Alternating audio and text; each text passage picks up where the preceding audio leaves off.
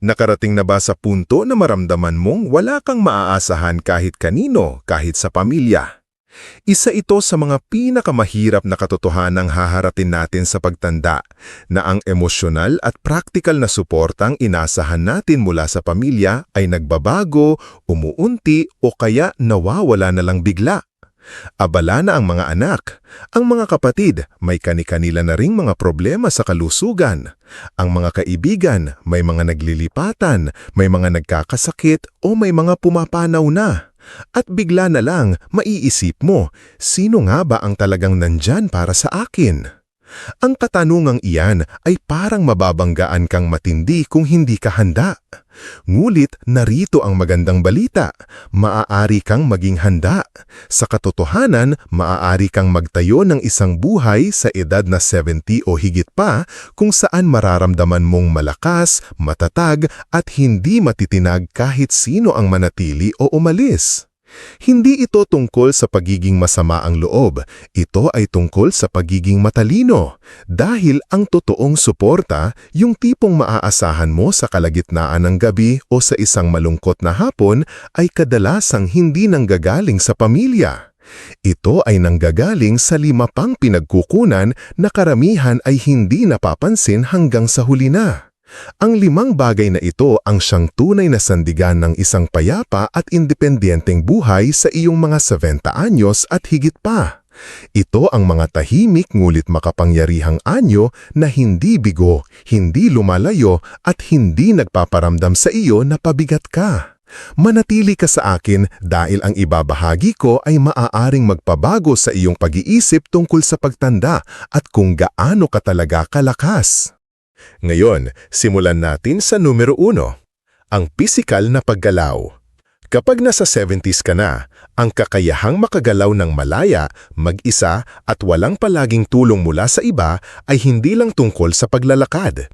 Ito ay tungkol sa kalayaan at dignidad.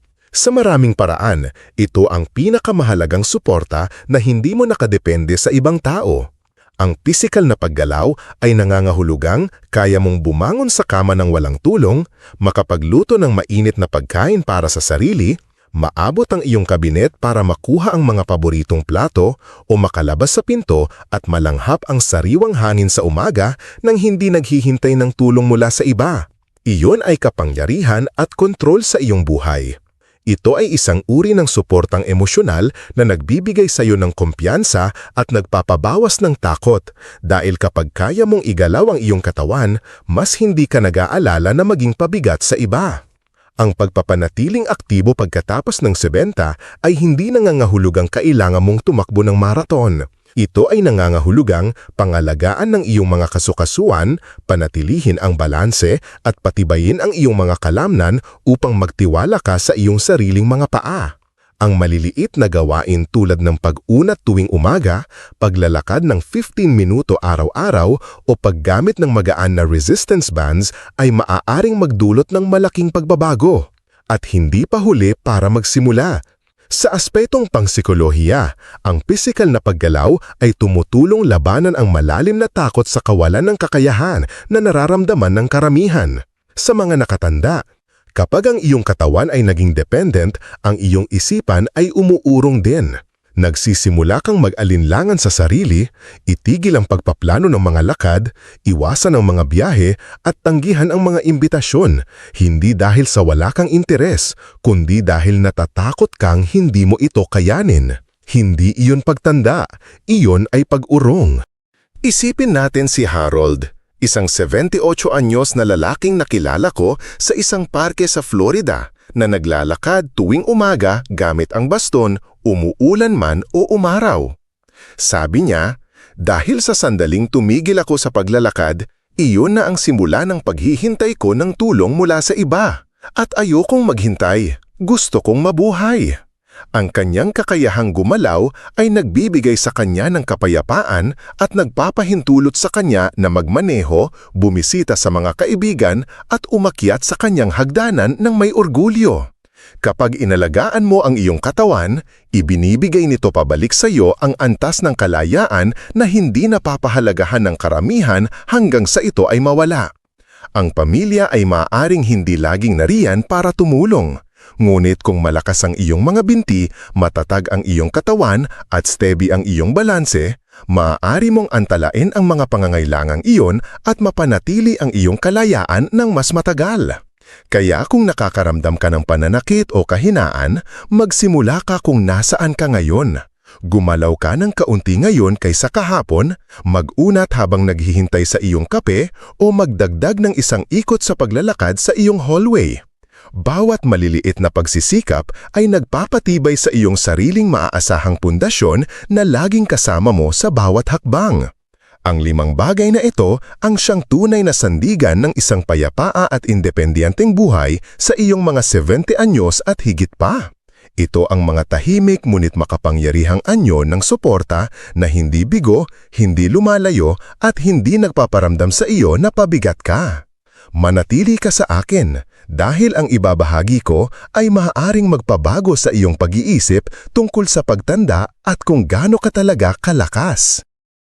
Pangalawa, ang pagpapasimple ng pera. Pagdating mo sa edad na 70, ang kapayapaan ng isipan ay hindi nagmumula sa dami ng pera mo sa bangko. Nagmumula ito sa pagkaalam kung ano ang kailangan mo, kung ano ang kayang pamahalaan, at kung paano mamuhay nang naaayon sa iyong kakayahan nang walang takot o kahiyaan. Ang pagpapasimple ng pera ay isa sa pinakamatibay na suportang maaasahan mo at isa ito sa iilang bagay na lubos mong makokontrol nang hindi nangangailangan ng ibang tao. Ang magulong finances ay nagiging emosyonal na pabigat. Ang pagpapabalanse sa maraming account, pagto-check ng mga subscriptions o ang masakop ng mga bayarin sa credit card ay nakakababahala at umuubos sa iyong pakiramdam ng katatagan. Ngunit ang isang malinaw at simpleng plano ay makagagabay sa iyo sa pinakamahirap na panahon. Ang pagpapasimple ng iyong pera ay hindi nangangahulugan ng pagbibigay ng kontrol. Ito ay pagkamit ng kontrol sa isang desenteng pamumuhay na bagay sa iyo, hindi sa inaasahan ng iba. Sa psikolohikal na aspeto, inaalis nito ang isa sa pinakamalaking pinagmumulan ng pangamba sa pagtanda, ang kawalan ng katiyakan. Maraming matatanda ang hindi makatulog sa gabi sa pag-aalala kung maubos ang kanilang ipon bago sila pumanaw.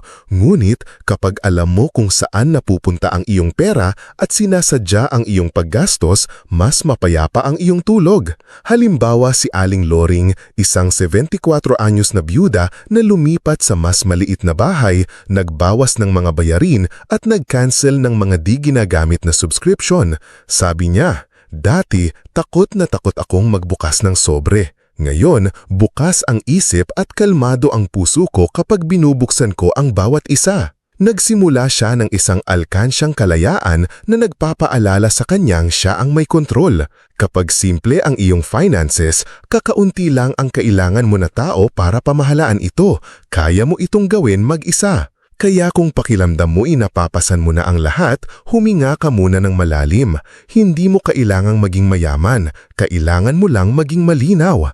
I-cancel ang mga bagay na hindi mo ginagamit, pagsamasamahin ang mga maaari at itala ang iyong kita at gastos. Gawin itong napakasimple na kayang-kaya mong ipaiwanag sa isang kaibigan habang nagkakape. Ang kapayapaan ay wala sa mga numero, nasa pagkaalam. Kung nanonood ka pa rin ng video na ito at nakakatulong sa iyo ang mga impormasyong ito, paki-comment ng numero 2 sa ibaba para malaman kong nandito ka. At kung hindi ka pa nakasubscribe, inire-recommend akong mag-subscribe ka at i-on ang bell notification para hindi mo makaligtaan ang mga susunod na videos. Ang iyong suporta ay tumutulong sa amin na makagawa pa ng magagandang content para sa iyo. Ngayon, magpatuloy tayo. Pangatlo, ang regular na gawain para sa kalusugan. Sa edad na 70 pataas, ang iyong pinakamatibay na suporta ay hindi ang iyong mga anak, kapitbahay o kahit na ang iyong doktor. Ito ay ang iyong pang-araw-araw na gawain para sa kalusugan. Hindi ko tinutukoy ang mga uso ngayon, kundi ang maliit at palagi ang mga gawain na inuulit mo araw-araw upang panatilihing maayos ang iyong katawan at isip. Ang pagtitiwala sa sariling kakayahan, self-reliance, ang nagpapatatag ng totoong independensya. Sapagkat kapag matatag ang pakiramdam ng iyong katawan, matatag din ang iyong espiritu. Maraming tao ang naghihintay hanggang sa may magkaproblema, ngunit iyon ay pagtugon na lamang, reactive. Ang regular na gawain ang naglalagay sa iyo sa posisyon ng pagkontrol.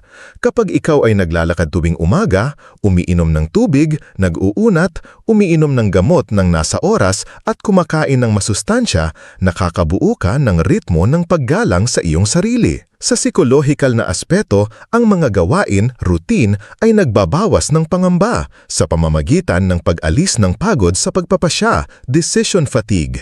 Hindi mo na kailangang magtanong sa sarili kung gagawin mo ba ang isang bagay. Gagawin mo na lang ito.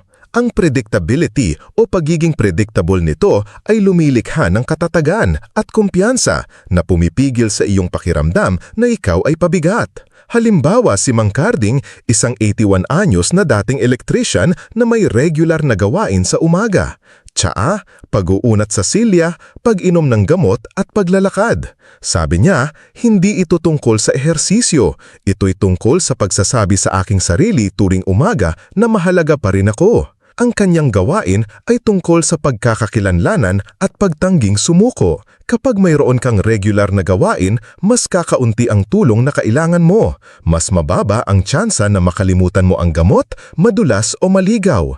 Ito ay parang paggawa ng isang matibay na daan sa isang maulap na kagubatan. May mga araw na mas mahirap ito gawin, mulit ang gawain ay maaaring maging flexible. Ang mahalaga ay ang pagiging regular, hindi ang pagiging perfecto. Ang isang maliit na lakad, iilang malalim na paghinga o pag-inom ng tubig bago matulog ay maliliit na gawain na magkakasama ay nagiging isang lambat na sumasalo sa iyo. Kaya kung pakiramdam mo'y natigil ka, magsimula ka sa isang maliit na gawain. Sa bawat oras na inaalagaan mo ang iyong sarili, pinatutunayan mo na ikaw ang pinakamabuting tagapag-alaga ng iyong sarili. Ika-4, ang katatagan ng loob, emotional resilience. Kung may isang uri ng suporta na lalong tumatagal ang halaga habang tumatanda, ito ay ang katatagan ng loob, hindi pera o kahit na kalusugan. Sapagkat kapag matatag ang iyong damdamin, kayang mong harapin ang kalungkutan, dalamhati, kabiguan at mga panghihinayang mula sa pamilya. Ang katatagan ng loob ang nagpapahintulot sa iyong manahimik nang hindi nakaramdam ng kawalan at harapin ang kahirapan nang hindi nadudurog. Hindi ito tungkol sa hindi pagdanas ng kalungkutan. Ito ay tungkol sa pagdama ng malalim ngunit hindi nalulunod dito. Ito ay pagsasabi sa sarili, masakit ito, ngunit kakayanin ko. Sa tuwing gagawin mo ito, nababawasan ang iyong pangamba. Kunin natin si Aling Elsa, isang 77 anyos na babaong balo na nagtutugtog ng kandila tuwing gabi. Sabi niya, ipinapaaalala nito sa akin na narito pa rin ako. May mga gabi na umiiyak ako, may mga gabi namang tumatawa. Ngunit laging sinasabi ko sa aking sarili, nakaraos ka rin sa araw na ito. Ang maliit na ritual na iyon ay tumutulong sa kanya para kilalanin ang kanyang pagdurusa nang hindi hinahayaang lamunin ito nito. Ang katatagan ng loob ay nakakatulong din sa pagharap sa maliit na kabiguan tulad ng hindi pagtawag ng iyong anak o ng pag-alis ng isang kaibigan. Kapag taglay mo ang lakas na ito, nakakamit mo ang kalayaan. Hindi ka na napapailalim sa mga desisyon ng iba. Sa psikolohikal na aspeto, napapalitan nito ang takbo ng iyong utak para pabagalin ang iyong mga pag-iisip at natuturuan ang iyong nervous system na huwag mag-overreact. Napapatimbay nito ang tiwala sa sarili na kaya mong harapin ang kawalan ng katiyakan at manatiling maayos. Para mapatimbay ang iyong katatagan ng loob, magsimula sa pagkilala sa iyong nararamdaman.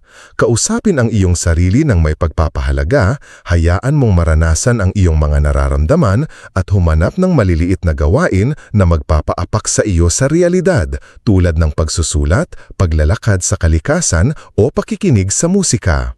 Paalalahanan ang iyong sarili na nalagpasan mo na ang lahat ng mahihirap na bagay hanggang sa ngayon. Ang pamilya ay maaaring lumabo at ang kalusugan ay maaaring manghina. Ngunit kung matatag ang iyong kalooban, mananatili kang matatag at malinaw ang iyong pag-iisip. Ika-5, ang personal na pamantayan o pagpapahalaga, personal code of values. Ang pagkakaroon ng sariling mga pagpapahalaga ay may malaking kapangyarihan pagkapasok sa edad 70. Kapag nagbago ang mundo at bigo ka ng mga tao, ang iyong personal na pamantayan ang magiging iyong gabay. Sinasabi nito kung sino ka, ano ang mahalaga at paano mo nais mamuhay. Maraming mga nakatatanda ang nawawala ng direksyon dahil nabuhay sila ayon sa inaasahan ng iba. Ngunit ang isang personal na pamantayan ay nagsasabing, ito ako, anuman ang sabihin ng iba. Maaring kasama dito ang katapatan, kabaitan, responsibilidad, pagiging simple o respeto sa sarili. Kapag namuhay ka ayon sa iyong mga pagpapahalaga, titigil ka na sa paghahangad ng pag-apruba at sa pagiging istorbo ng hindi pagkakasundo.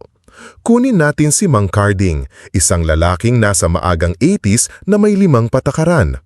Magsalita ng totoo, huwag sayangin ang pagkain, laging isauli ang inangkin, magpatawad agad at matulog ng may malinis na konsyensya. Namumuhay siya ayon sa mga patakarang iyon araw-araw at may kakaibang dignidad dahil alam niya kung sino siya.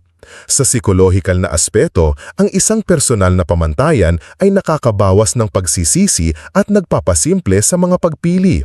Hindi ka na magpupuyat at magtatanong kung ginawa mo ang tamang bagay sapagkat alam mo na.